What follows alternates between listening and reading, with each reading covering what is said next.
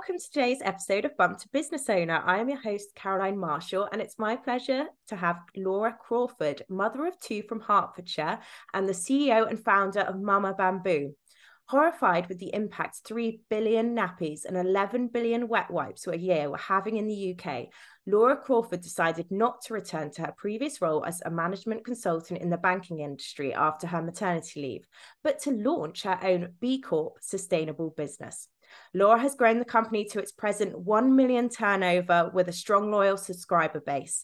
The company has benefited from 1 million of investment and recently expanded the product range and launched a marketing campaign to take the brand more mainstream and available. Laura is supported by a strong team of like-minded staff, not least her oldest friend from university, Jenny Potts, the company chief operating officer. Well, Laura, welcome. I mean, wow, what a business you built. Thank you. It's absolutely lovely to be here today. Oh, thank you. And how I tend to like to start these is just find out a little bit more about you. You know, you're a management consultant. You had a very different background to what you do now. So tell us a bit about your career journey that led you to being a business owner. So really, my career journey prior to starting Mama Bamboo almost had no relation to starting Mama Bamboo. I worked in the banking sector. I was a management consultant. I worked on a lot of IT projects and change projects. And yeah, I mean, it definitely taught me a lot about business and strategy and business resilience, and basically just how to get stuff done in the corporate kind of world. But really, it didn't connect to starting your own brand or all the kind of product development and marketing and I don't know, everything that I've learned along the way of being an independent brand owner. But it was doing the reason all the things, basically. Yeah, you're a jack of all trades when you start your own business. But I guess it was one of the defining things that resulted in me starting my own business, because I was working in London and quite often traveling. And I knew that I did 60, 70 hours a week. And when my children were young, I couldn't envision going back into that world while they were still little. And I knew I wanted to do something different. I knew I wanted to just start something for myself and have a different kind of flexibility to my ongoing motherhood life. Was that a bit of a shock for you to kind of realize? Did you knew this like in the lead up, like while you were pregnant, or was it a bit of a shock to you when you had kids that you were like, I can't go back to this life that I once had? I think it was a bit of a shock because I've got to say, I think I was working so hard at the time that certainly with my first, I didn't really think about what life was going to be like beyond, I'm having a baby. Oh, okay. I didn't read any books. I didn't do the NCT class. I was just too busy. It literally was like I just continued my life getting a bit bigger until the day I had a baby. And then I kind of went, oh, right. Now I'm a mother. It was real. Yeah. I probably didn't do a lot of prep the first time round. But certainly things changed. Like the minute I was a mum, I know not everybody has it, but I had that immediate, okay, my life has changed completely. I love this little thing so much. And I never wanted to be away from her. I kept her home with me for the full 4 years. I didn't even put her in nursery or playgroup until like the very last minute. Like I hadn't read the books. I didn't know the words attachment parent or green parent or any of that. I just kind of instinctually knew I wanted to be home. I love that because there was a lot with my first I didn't read, and I had a completely different parenting style, but at the same time it is still, I did trust my instincts a lot because I didn't have friends who had kids, and so I think actually that was quite freeing in some ways, that I didn't feel the pressure that I did with my second, like I should be feeding them broccoli the first time because that's what everyone does. But and I think mums are under so much pressure. I mean, I'm sort of glad mine are a little older now, so they're 8 and 10. And I wasn't particularly much of a user of Facebook groups or social media at the time. And I think mums today are under more and more pressure and very polarised viewpoints on social media platforms of what you should do and what you shouldn't do. And it have I gone silent? Oh, sorry, I've just lost you. That went all funny. Oh gosh, was that me or you? Right, okay, we're back. So do you want to start I think mums are under a lot of pressure, because that was really good. yeah. So I think mums are under a lot of pressure, and I mean mums and dads. You know, there's no disparity there, but mine are a little bit older. They're 8 and 10. And 10 years ago, I probably wasn't as involved in social media as I think most parents are today. It can be quite polarized. If you don't do it my way, you're an evil mother. Like, actually, it can be quite vicious online. And I think mums are just under so much pressure all the time to be perfect. But a lot of it comes down to instinct. Do you instinctively think you're doing the best thing for your child? Does it feel right for you and your family? There has to be a reality check and a bit of realism into which way you parent and how it works for your life. I think we're always too judgmental of ourselves and of others. I think that's such a good point, because at the time of recording this recently, there was this huge article coming out about shouting at your kids, and then it's the sort of parents that get targeted as well, basically us. We're the ones who are, you know, so worried and so making sure we're doing the right things, also while we might be in the early years and have hormones and trying to figure out being pregnant and breastfeeding and a toddler and all of that stuff. And it is, the pressure ends up being on the people that are already really trying fucking hard to do a good job. Yeah. And that's the thing, isn't it? If you're worrying about it, if you're thinking, am I doing a good job? Bingo, you're already a really good parent, because you're thinking about it. You're the one that's taking it on board, though, all the criticism, and always feeling like you're not quite cutting it. It's a bit unfair. And thank you for sharing that, because I do think it's a really important thing to highlight right now. It's just social media is so heavy on that, and it's added this extra pressure to parenting of being an Instagram parent kind of thing, being a calm parent, reducing screen time, all of that, when sometimes we're all just muddling through and hoping we're doing the best job for our children. And also, all people are different, and your children will be different to other people's. And your family situation is different. I mean, so one of the reasons I started Mama Bamboo was I got clued into the environmental sustainability issue of nappies and wipes by the time my first was actually about 18 months old. I knew nothing. Like, initially, as I said, I read no books. I just entered parenthood a little bit blindly. But I got clued in, and I'd made this decision that I wanted to be a much greener parent when my second was born. And I went all in and bought myself 30 reusable nappies and a load of reusable pull-ups, because my other one was potty training at the time. And then my newborn came along, and he screamed. He just screamed for like the first 3 months. Oh, no. And breastfed like 24/7. Turns out he was tongue-tied. So I was feeding, I was tired. My toddler was having a right little moody because I wasn't paying her attention. Potty training went out the window. She was crying, she was shouting. And then I was sitting in the laundry room, kind of crying, washing nappies. And my husband did just basically say, stuff it. Go buy some normal nappies. Let's just take one thing off your list and make this a little easier. And at the time, I went and bought normal kind of plastic nappies and felt bad about it. And then he got really bad nappy rash, and I kind of looked into the more natural nappies, but they tended to leak, and the journey went on. As it was, I landed on kind of using a bit of cloth, a bit of plastic nappies, a bit of plant-based nappies at the time, and I kind of muddled my way through. That's great, because you tried your best with several different options. Yeah, and I just kind of muddled it all up, and I even coined the phrase of combi nappying, because when people said, you know, what style of nappying were you doing, I was like, combination depending on the day. And it allowed me to get through that year.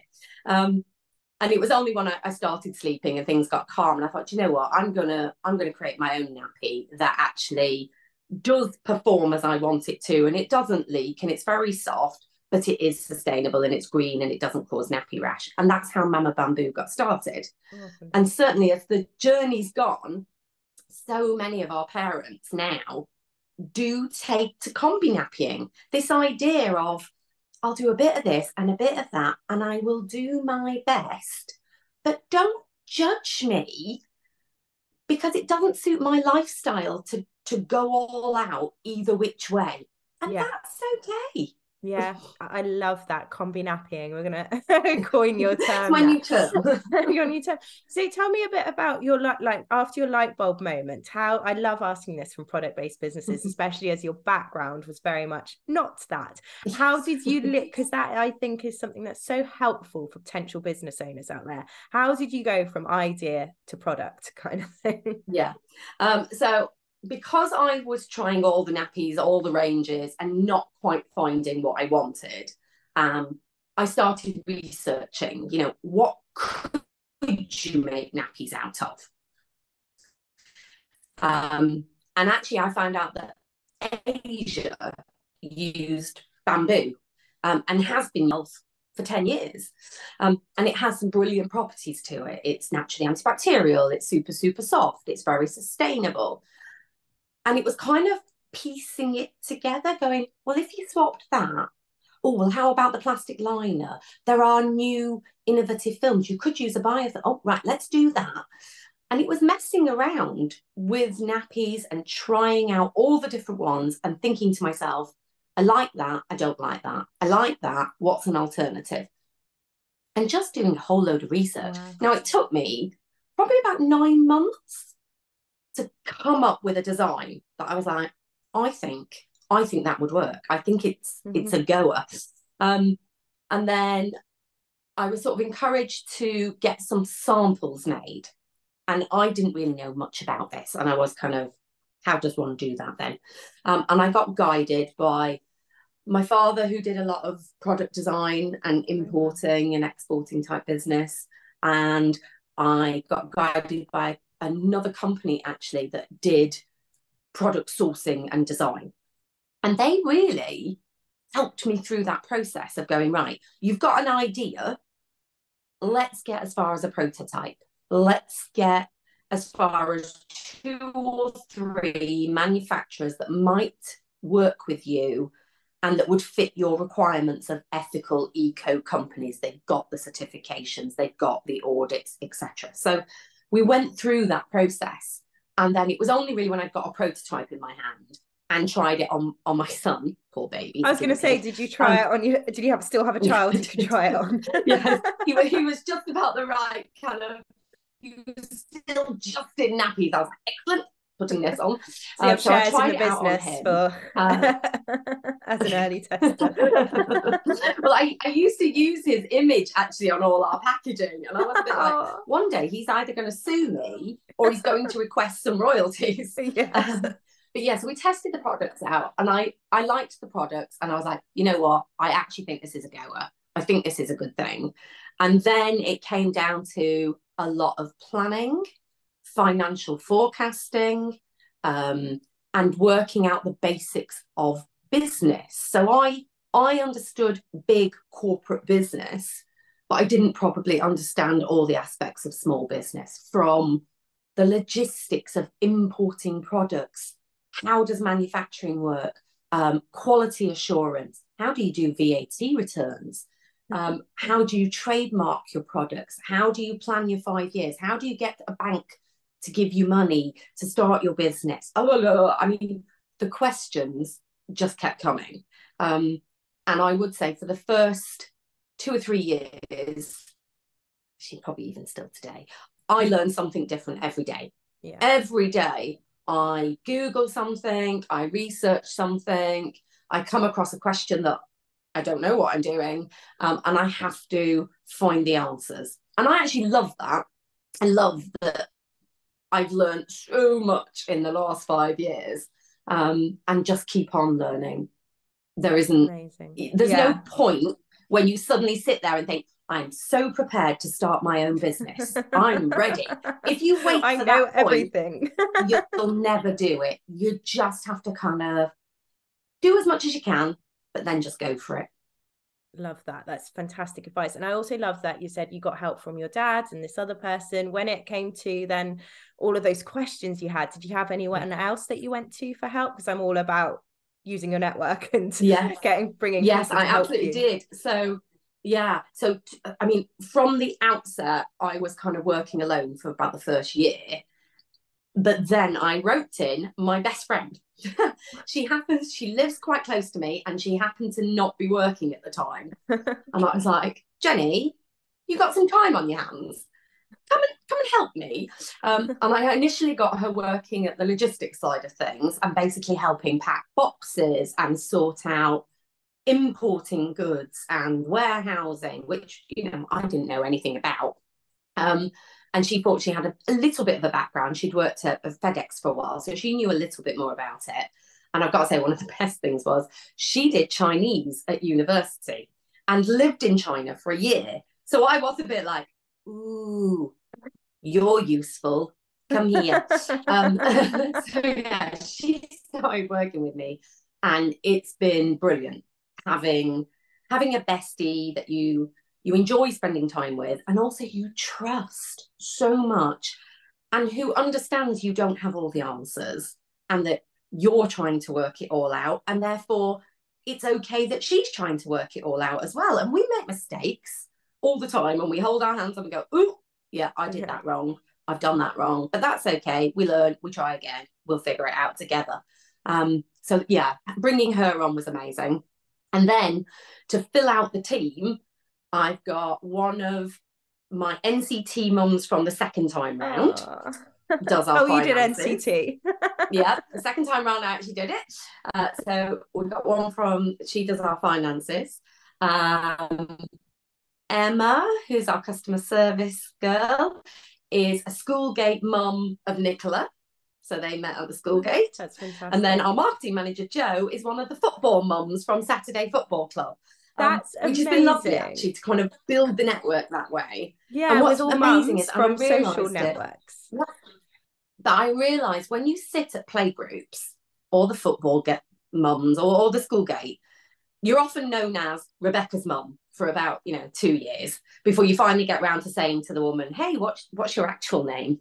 Let alone a job, maybe. Yeah. And then it's another 2 years before you go, what do you do? Or what did you do, like, before you did this life? Yeah. And the amount of times someone will say, oh, I was, an account executive for Sony, or I was, something really serious and high-powered. These people have amazing jobs, and you're like, we've all become so-and-so's mum, haven't we? Yes.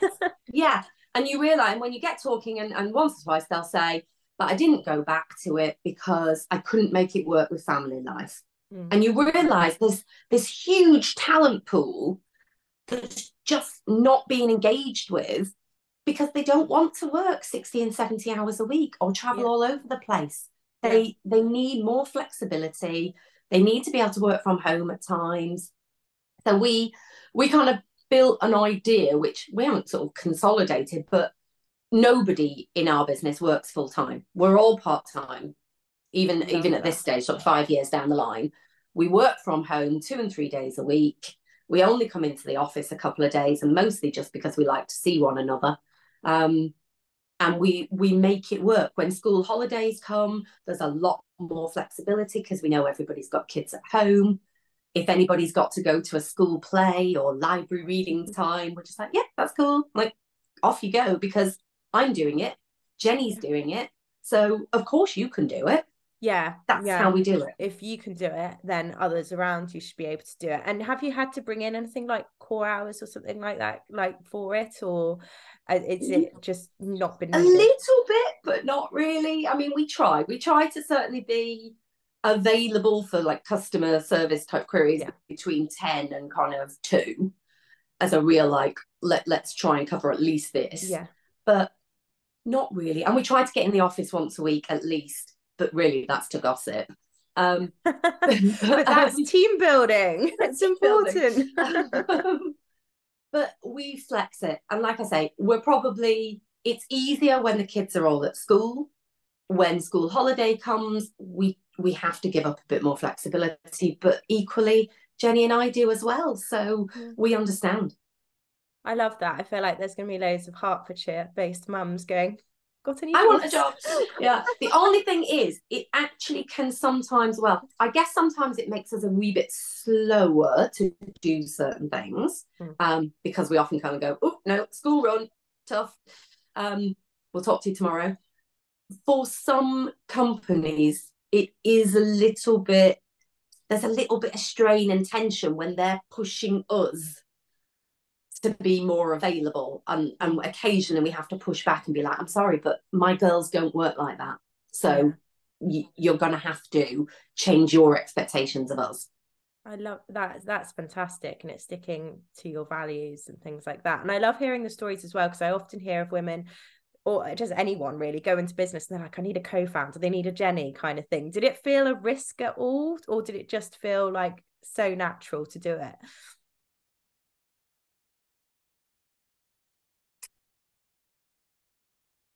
Oh dear, I think I need a friend, and she's perfect. Oh, sorry, my husband was did you lose a bit?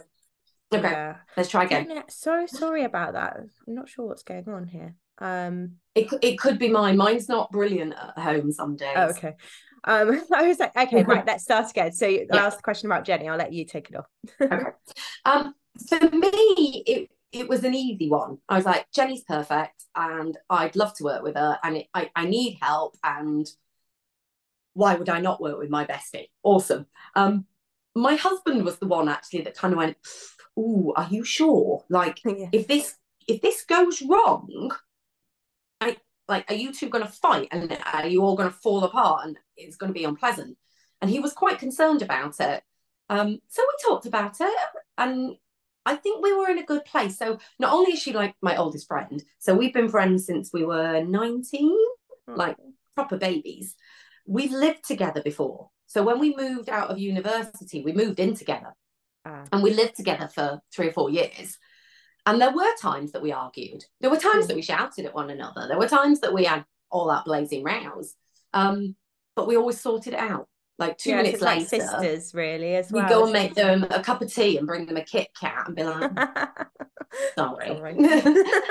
So it was a bit more sisterly. So we kind of chatted it out and said, no, like, if we have a massive blarney row, we'll sort it out. And at the end of the day, it'll be okay. And we're like, do you know what? Let's go for it.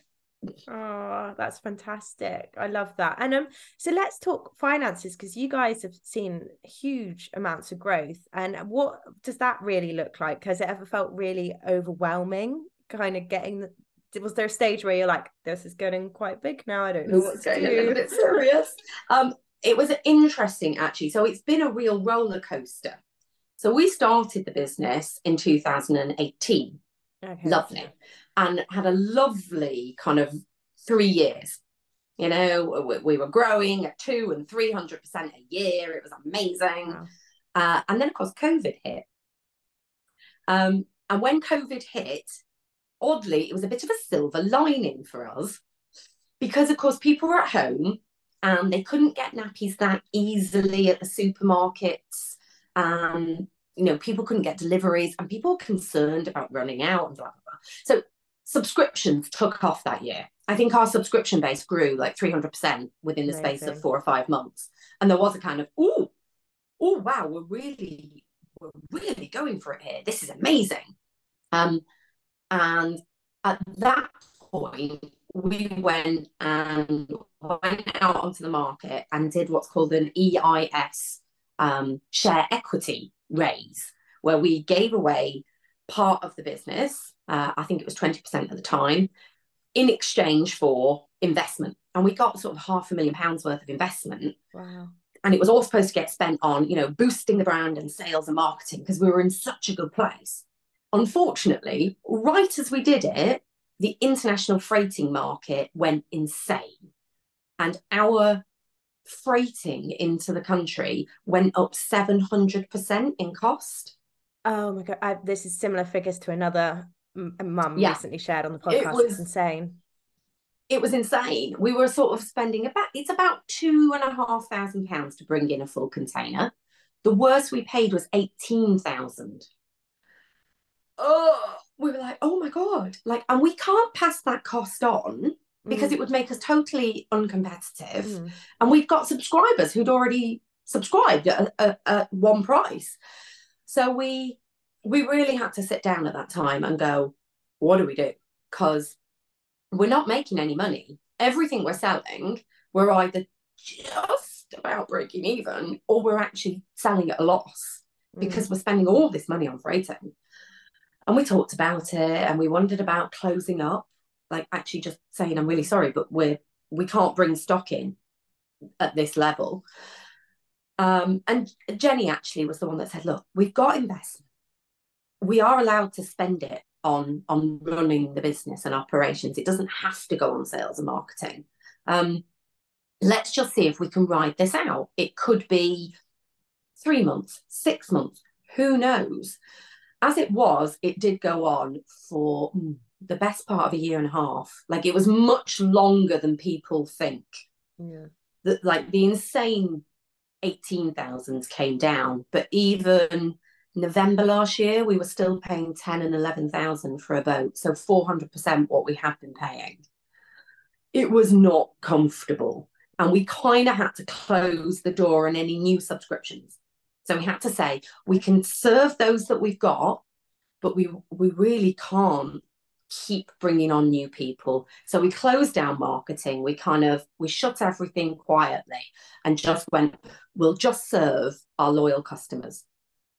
And we won't do much more than that. And we kept that up for about a year. And then amazingly, come November of last year, China changed its policy on COVID and closing factories and ports and all the rest of it. And within the space of 6 weeks, the freighting price dropped from 10,000 to 2,500. Amazing. Bingo. Yeah. So a sigh of relief for you. It was getting touch and go.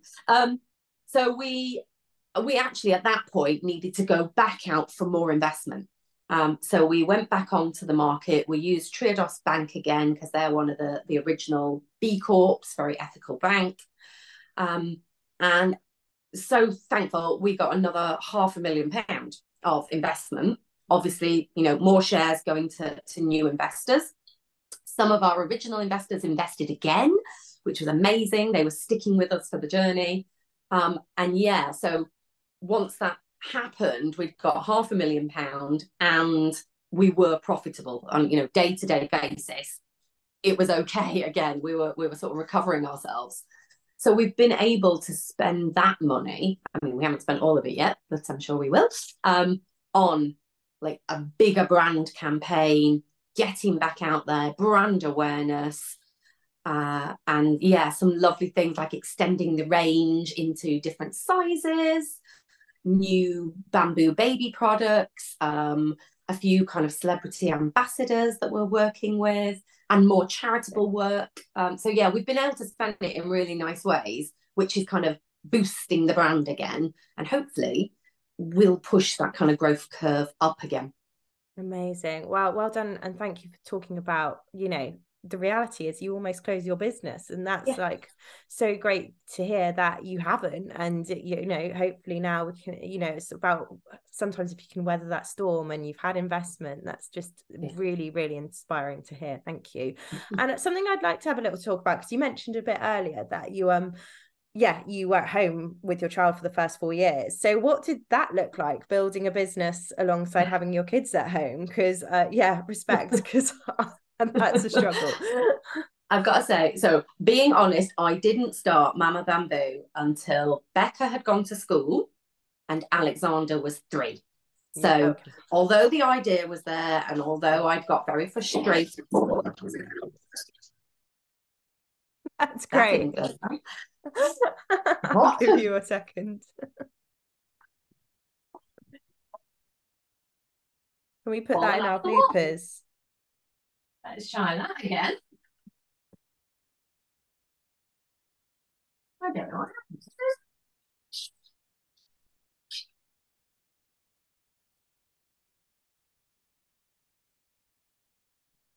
Okay. We'll try that again. I don't know why she's fallen off the wall. I don't think she's fallen off the wall in a year. We'll try that again. Right, just done with the podcast. Yeah. She's obviously bored by my conversation. Yeah. Start right. Do you want to start back at the beginning of that one? Okay, here we go. So I will be honest, I didn't start Mama Bamboo until Becca had gone to school and Alexander was 3, and had started a couple of mornings at a little nursery playgroup near here. Although I'd had the idea and I'd been frustrated by what was available, I just couldn't. I wasn't sleeping. My brain was all over the place in those first few years.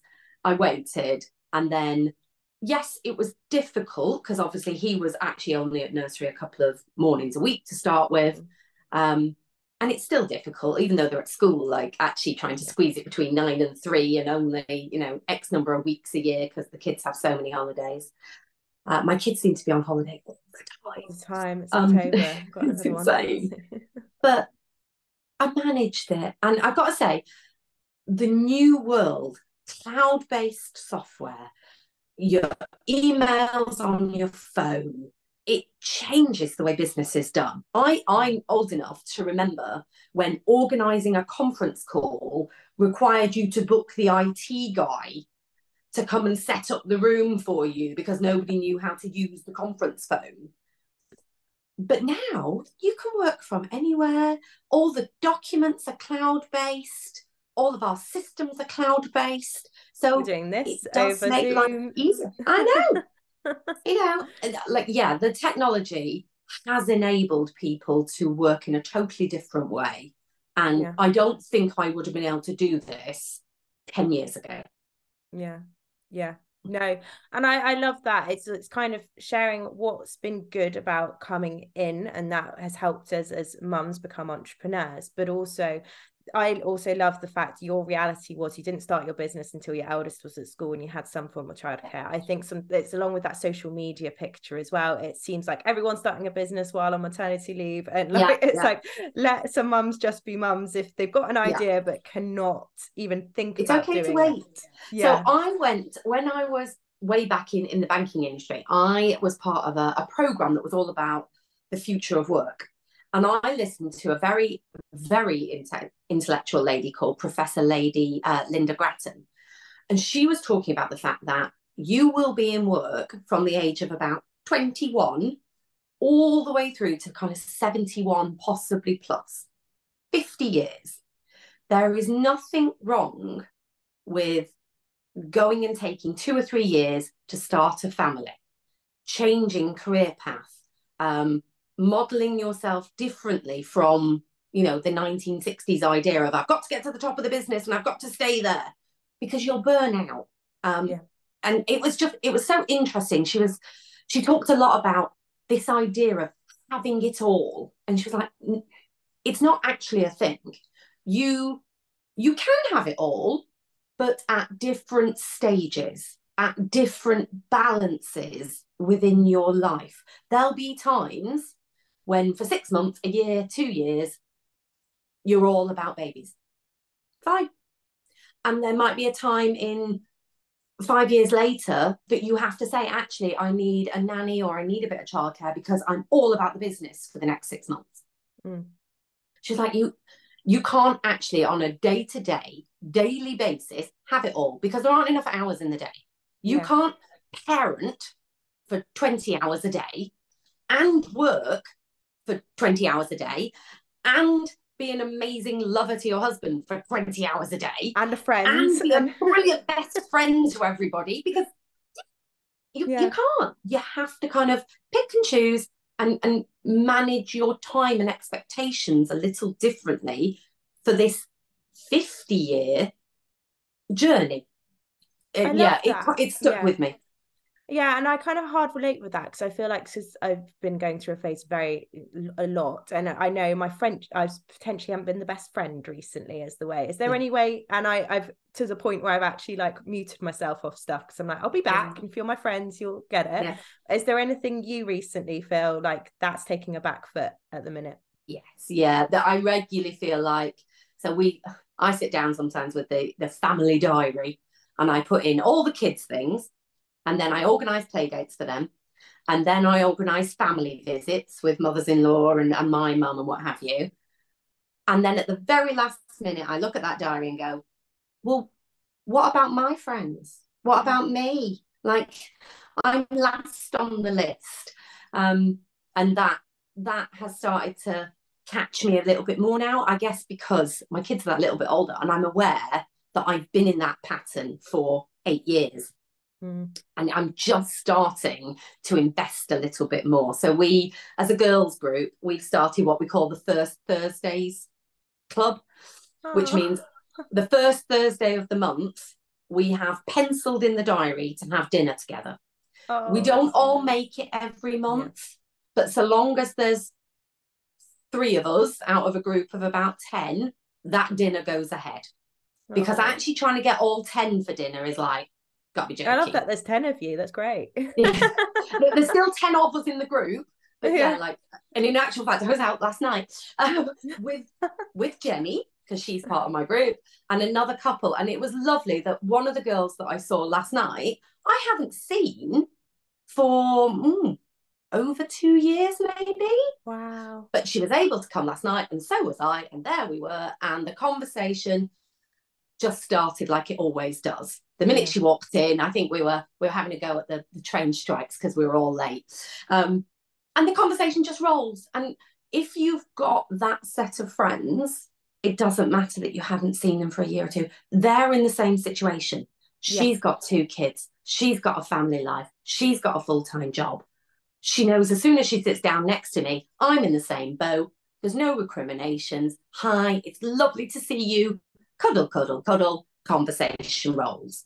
Yeah, I love that, because I feel like we don't talk about friendship enough, because we're realizing how important it is, but it's hard to do that alongside everything else. Everything else, yeah. And it often is the last thing on your list is your own friendship group and your own social life. But it does come back. I guess that would be my sort of positive point to any parents going through it in that first sort of 2 or 3 years. Admittedly, it's taken me a wee bit longer, but COVID got in the way. COVID business, like a 1 million turnover business. Little bit much on my plate, but it does come back. And I've got a few friends who have slightly older children, and I see that their social life, their friendship groups have picked back up as the children are less reliant upon you. Yeah. Oh, that's lovely to hear. I look forward to it in 15 years. And so something you're talking about with the business as well, you're doing like lots of ways to build the brand with marketing and things, and you've got a partnership with NICU parents. I'm a NICU parent myself, so that's so lovely to hear. What brought about this partnership? So we talked a little bit about it a couple of years ago. So one of our friends had twins and was in the NICU for a while, and it always sort of stuck with me that it was something I'd like to do, but we didn't have the finances at the time, and we didn't have the kind of bandwidth, but it stuck in the back of my head, and it was always there. And then when we obviously got the finances recently, we were able to take it forward, and we've managed to find Rachel Marsh, who is the founder of Ickle Pickles Children's Charity, who raises money and donates like essential equipment onto the neonatal wards. And we got talking to her, and she managed to bring together a group of maternity nurses to work with me on what did they need in terms of a nappy, not just smaller, but give me some hints about cutouts or how it should fold around the baby. And because a lot of the nappies that are available just aren't designed, obviously, for teeny tiny ones. So we worked together on it, and we managed to launch the tiny nappy size 0 earlier this year. And then, yes, with Ickle Pickles' help, we've managed to pair up with 5 neonatal wards to start with to actually donate these nappies, so that when a parent comes to the ward, and obviously they come to the ward unexpected. Nobody planned this in on Tuesday at 6 o'clock.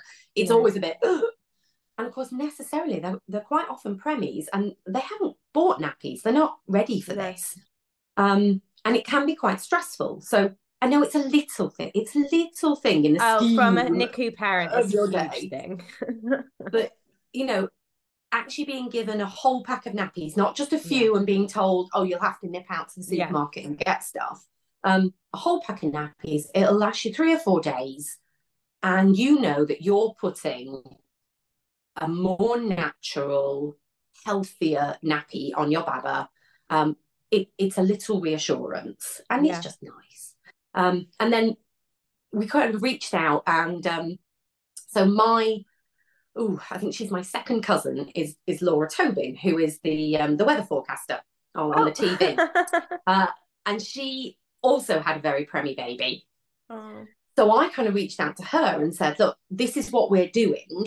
Would you consider lending your voice, your support to the campaign to get people to donate more nappies to this campaign so that we can extend it from 5 units to as many as we possibly can? And of course, you know, she said yes, and she was very keen to help us because it meant so much to her. So yeah, we were lucky in that she came on board, and obviously she's got a much bigger voice out there to really promote the Give Another Mother scheme. And I love, it was a bit like, ooh, I've got a cousin that's had a cousin. I love these examples. No, and it's so true, because I mean, I suffer. I think parents who listen to who like your brand and listen to this podcast will so true. I think especially in the early years, I felt real anxiety about people buying my kids stuff for the planet. Basically, I had it really bad just because it's quite shoved on you as another one of those things. And when I was on a NICU unit, I kept thinking, look at all this stuff that gets used and thrown away. So at least if I maybe had a pack of nappies that I thought, actually, like, this is okay though, that would have helped me with the many things I probably shouldn't have even think about on a NICU ward, because that's not the priority, but your mind goes to these places. So. Yeah, and you can't help it. And of course, on a NICU ward, the health is the priority. So I know somebody did sort of say, why would you promote these at all? Why wouldn't you push reusables like from the outset? And you're like, well, no, actually, they do need a kind of disposable, clean it away, no contamination. I mean, if you're on those NICU wards, you know, it's the hand washing, it's the extreme hypervigilance about visitors coming and how much they touch the baby, and that goes on beyond. I've never sanitized my hands in my life as much as the NICU ward. And it goes on when you take them home. You know, you're very conscious of anybody visiting, touching your baby, whether you go to play groups. It's quite who's going to wash concern. them? No one has the time. The hospital staff don't have the time, and neither they the parents. They don't have the time, and likely the parents aren't leaving. That's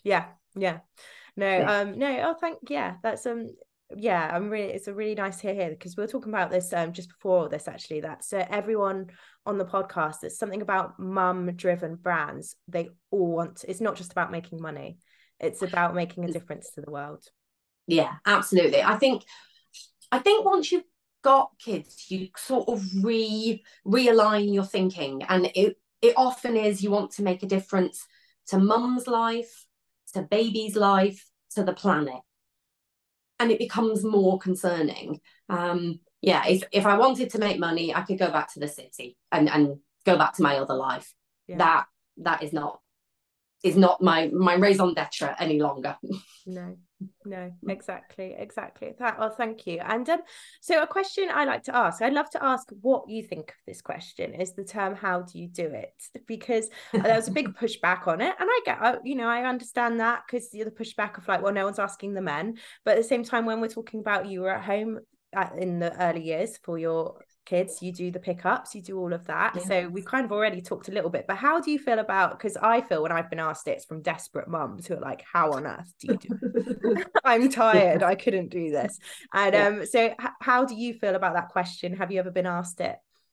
I've been asked it a lot, and I always have the same answer, is you're only seeing the surface. So you see, the carefully done Instagram posts and the nice kind of podcast face. Look, I've got makeup on today. you don't see underneath the surface. I'm going like this. And most days I drop balls all over the place and I make mistakes all the time. And sometimes I'm so stressed and I really have to check myself. Other times I've got insomnia, and I'm awake at 4 a.m. thinking through work stuff or kids stuff, or I don't know, the other week I was crying on my husband saying, I don't think we're doing the right thing for the children. That's, yeah, I don't do it all at all. I drop balls all over the place. I just manage to put on a slightly better face when somebody's looking at me. Yeah. And I think a lot of us can relate to that, especially like the ball dropping and are you doing the right thing, the questioning. And it's a bit like we're all only seeing the tip of the iceberg, as you said, that sort of thing. Yeah. I haven't said hello to the team today, for example, and I'm sat here going, I haven't said hello to the team. I'm sure they don't mind. Yeah. Yeah. And they understand. But, it's those things of like, I haven't done this. Yeah, I haven't done this. That one's on my list. I've got to say, though, there is something about the whole, and we'll call it the mother load, but I mean the parent load, the long list, the swimsuits, the kit, the parties, the organized. Somebody told me it was Christmas coming up, and I think I nearly punched them the other day. Just it's that everlasting list of things to do, things to be thinking about, and then you layer on the kids, the house, in my case, the kittens, the mother-in-law, the parents, the elderly parents that have some problems, your friends, the work, your teammate that's not doing so well. And sometimes that list, it never stops. There isn't an easy answer, I'm afraid. Yeah. No, I love that. And it's not easy, but it's like we're all trying our best and we will drop things. Yeah. And I think forgive yourself when you do. I think that's it. Again, it's don't judge yourself so harshly. You're doing a million things. So give yourselves a break. And when you make a mistake, and like I did, send my kid in with no swimsuit, so he had to borrow one, which he was disgusted with. All right. I give myself a break on that. Why did you do that, Mum? Every time I forget dinosaurs on the school run. Why would you? And I'm like, oh God. How could you? It's your fault, Mum. Sorry, baby. You can talk about it in therapy later. Mum forgot my swimming suit. Oh, honestly, Laura, thank you so much. I know I've learned a lot, felt very seen in this conversation, perhaps. Sometimes people say you overshare, Laura. You need to learn not to share. No, I'm here. There was no oversharing there in my book. So thank you. And so Laura, is there anything you can share with us about what's next for the business? Anything you'd like to promote that's coming up? Yeah, so our next big thing is we've paired up with Tiffany Watson, who's sort of famous from the Made in Chelsea world. But she's a huge ambassador for vegan, green living, organic. So we've been partnering with her. She's also a mum to a little baby Jude. We've been partnering with her to design a sort of extension range. So we're doing bamboo muslins, breastfeeding covers, little weaning bowls, spoons, baby toothbrushes, all bamboo based. So she's been working with us on designing those, and baby grows are so cute, all like really soft bamboo fabric, which is so good for baby skin. And she's going to be working on that range, and we're intending to launch it. You'll be able to buy it directly from us, but also you can join our Bamboo Buddy Club. So if you buy our products and subscribe for nappies and wipes, you can kind of earn points towards these items to get them as kind of free gifts. So just kind of support the parenting journey and give you that option of beautiful bamboo products along the way. So the toothbrush at around 3 to 4 months when you might start brushing a little tooth, the weaning spoons at sort of 6 to 7 months, the bowls, and then all the baby grows and the muslins for breastfeeding along the way. So she's gonna kind of design that range and launch it with us. And we are looking into actually getting on shelf somewhere. So we've been entirely online up until now, which is brilliant. And we've managed to get lots of loyal subscribers and build the business. But we are aware there's a kind of accessibility issue there, that not everybody wants to buy their products online, not everybody wants to subscribe. So we're looking into how and where we might actually get on shelf. And we're now stocked in several little health food chains and stores, like the Portobello Food Market down in southwest London, Harvest in Dalston and Hackney kind of way. We're looking into Planet Organic. So some of the smaller retailers, you might actually see us on shelf soon. But hopefully, fingers crossed, we might get into one of those bigger ones as well. Oh, wow. I will keep my fingers crossed, but it's still so exciting. That's great things you got going on there. I can't wait to see over 2024 where Mama Bamboo goes. And where can we find you, Laura? Is there any links you want to share with us? So the best one to get us on is mamabamboo.com. Nice and simple. There's always, the best prices, the best deals, and obviously the subscription to the Buddy Club where you can get the gifts and things. Better to buy direct from us, certainly at the moment, while we're not in kind of a mainstream supermarket. Fantastic. Well, thank you so much again, Laura. It's been a pleasure, and thank you. Lovely. It was lovely to join you.